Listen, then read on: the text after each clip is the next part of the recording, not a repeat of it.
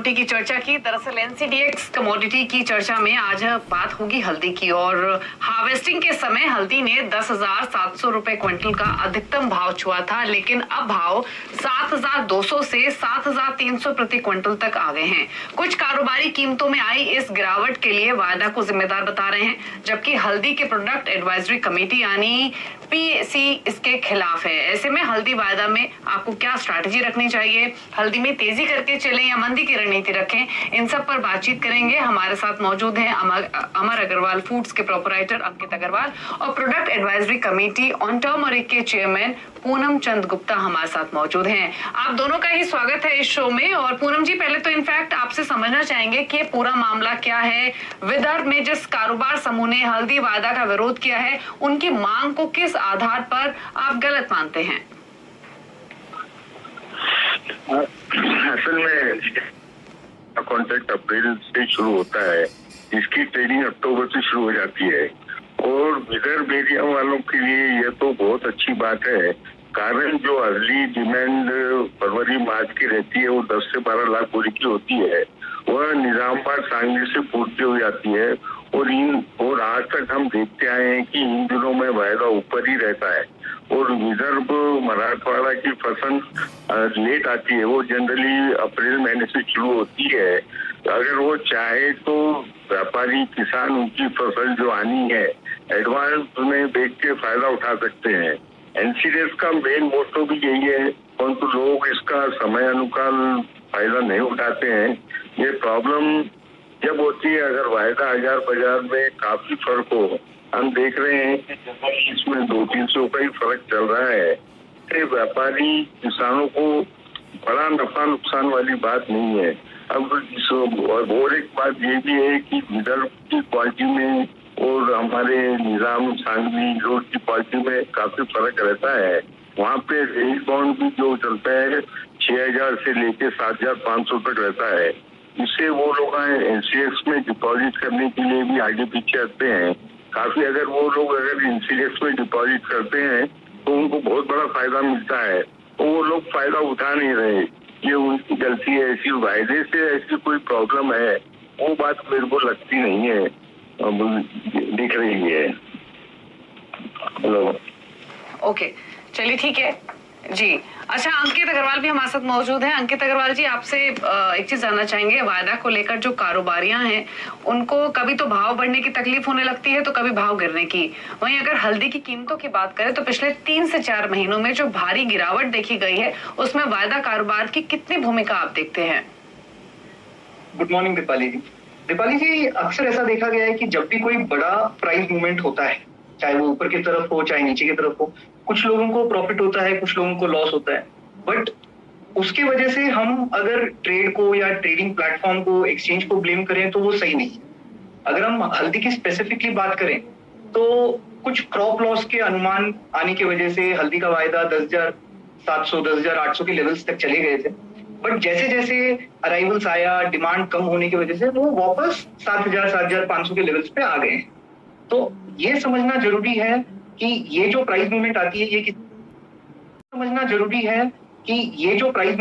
ये किसी एक इंडिविजुअल या एक ऑर्गेनाइजेशन की वजह से नहीं आती, बल्कि सभी मार्केट पार्टिसिपेंट्स और फंडामेंटल्स की वजह से आती है।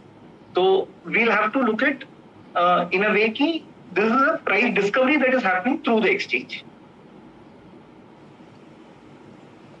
ओके, अच्छा गुप्ता जी, हमें ये भी मालूम पड़ा है कि आपने वित्त मंत्रालय को हल्दी का वायदा कारोबार जारी रखने के लिए जो पत्र लिखा है उसके साथ कुछ किसान उत्पादक जो हैं या फिर जो कुछ किसान उत्पादक संगठन हैं उनका पत्र भी आपने सरकार को भेजा है। तो इसके बारे में थोड़ा बताइए विस्तार में।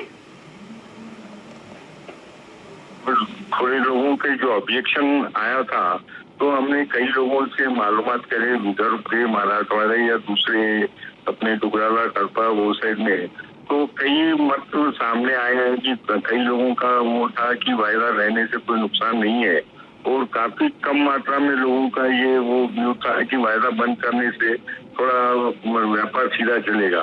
परंतु लगता है कि ये वायदा बंद करने से कोई विशेष फायदा होगा ऐसी बात तो दिख नहीं रही। तो ये है स्पाइसेस है, कोई फूड ग्रेन या ऑयल सीड नहीं है कि उससे बहुत बड़ा इम्पैक्ट मार्केट पे आ जाएगा। अभी आप देख रहे हैं कि अभी आर्थिक मंदी भी भारी चल रही है। हर आदमी न स्टॉक करने के मूड में भी कम है और उनकी क्षमता भी कम होते जा रही है दिन पर दिन। तो होल्डिंग अब इससे लगता है कि ऐसी कोई बात नहीं है कि वायदा को बंद करा जाए। हमने तो रिकमेंड किया है अपने फाइनेंस मिनिस्टर साहब से कि भाई ऐसा कोई नहीं है कि आप वायदा कंटिन्यू चालू है। वो कई किसान भी इस मत में है कि वायदा अगर चालू रहता है तो हमारे आगे की रियायती ज्यादा रहती है कि आने वाले महीनों में कि बाजार कैसा रह सकता है। तो मतलब जो आगे महीनों के कॉन्ट्रैक्ट हैं वो लोग उसमें बेच भी सकते हैं, खरीद भी सकते हैं। अब आगे देखेंगे कैसा क्या होता है। ओके ओके ठीक है। अच्छा अंकित, अगर हल्दी का वायदा कारोबार यदि बंद हो जाए तो व्यापारी हों या फिर जो प्रोसेसर्स हैं उनके कामकाज पर किस तरीके का असर आप देखते हैं? दीपाली जी, ये जो फ्यूचर्स कॉन्ट्रैक्ट होते हैं ये एक बहुत ही बढ़िया टेक्नोलॉजी है जिसमें कि इंटरनेट के माध्यम से फार्मर या ट्रेडर देश के किसी भी कोने में बैठे बायर को अपना माल बेच सकते हैं। मैं एनसीडीएक्स में चल रहे हल्दी कॉन्ट्रैक्ट के बारे में स्पेसिफिकली नहीं बल्कि किसी भी कमोडिटी के ऑर्गेनाइज्ड फ्यूचर्स कॉन्ट्रैक्ट के कुछ बेनिफिट्स बताना चाहूंगा। Number 1, price discovery. कई सारे फंडामेंटल फैक्टर्स होते हैं जैसे कि demand, supply, stock, weather condition, sowing. तो इन सभी फंडामेंटल फैक्टर्स को कंसिडर करके देश भर के बायर्स और सेलर्स अपने बिड आस्क प्राइस डालते हैं और इस वजह से एक प्राइस डिटरमिन होता है जो कि हमारी इंडस्ट्री के लिए मैं समझता हूं कि एक बहुत ही इंपॉर्टेंट रेफरेंस पॉइंट बन जाता है ट्रेडर्स के लिए और फार्मर्स के लिए। Number 2, risk management. ये जो कॉन्ट्रैक्ट्स चलते हैं फ्यूचर्स के, ये बहुत ही बढ़िया रिस्क मैनेजमेंट कॉन्ट्रैक्ट्स होते हैं जिसमें कि सभी स्टेक होल्डर्स, एक्सपोर्टर्स हो, मसाला कंपनीज हो, सब अपने फ्यूचर्स के रिस्क इस पे हेज कर सकते हैं। नंबर 3, और मैं समझता हूं कि ये सबसे बड़ा बेनिफिट होता है फ्यूचर्स कॉन्ट्रैक्ट का, ट्रांसपेरेंसी।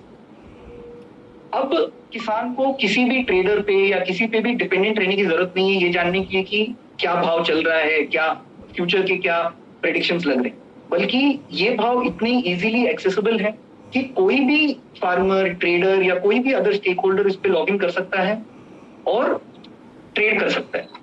तो इतने बेनिफिट्स होने की वजह से मैं समझता हूं कि फ्यूचर कॉन्ट्रैक्ट का रहना जरूरी है।